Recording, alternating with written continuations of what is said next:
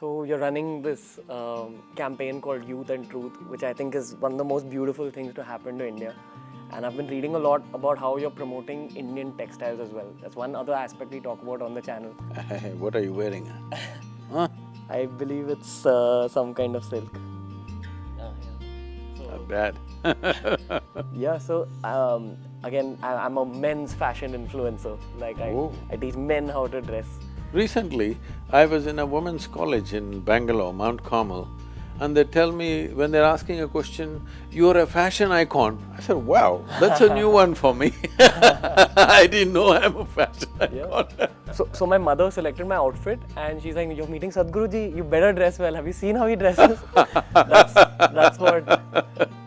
So I mean, this fashion icon idea is spread across India. But is there anything you'd want influencers like myself to talk about in the public domain so we can bring back this Indian textile tradition? See, there are over 120 distinct type of weaves in this country, which is extraordinary. No other culture has ever produced that many. Every region has its own specific way of weaving, dyeing and producing a cloth.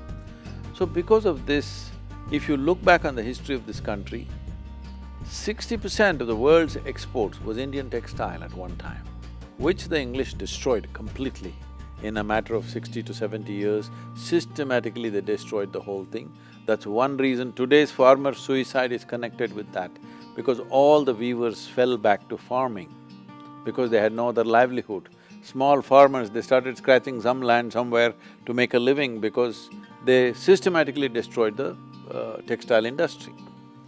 But the time has come, we have to put this back, because one thing is, it is estimated by 2025, 98% of the world's fiber will be synthetic, out of which 95% will be polyfiber. Textile is the second largest polluter on the planet. First is oil industry, second is textiles.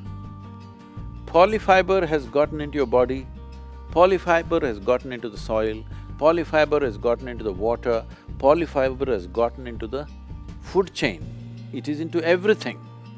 It's the second largest polluter on the planet, but it is a quiet polluter, nobody knows it's doing what it is doing to you. In terms of health and in terms of ecology, we can make a huge difference by going back to natural fiber. So, as a part of, this is 150th birth anniversary of Mahatma Gandhi, I am on the committee, formed by the central government. We are seeing how to create market for natural fiber. If you bring back natural fiber into, like as it was in the past, cotton, jute, linen, nettle, all these things if you bring back, if 30% of India's farming go into natural fiber, all this farmer suicide will stop, 100%, I'm telling you. It's because they are growing only food which is perishable. This is the reason why this is happening. So, as a part of this, we are seeing how to create the market, and above all for health and for ecological reasons it's important. As a part of this, we are recommending at least the government schools, all the uniforms should become natural fiber. If this one thing happens, there's a huge market. After that, the fashion industry is there. So, you must tell all your young people that at least one day in a week, they must wear only natural fiber. We'll do that.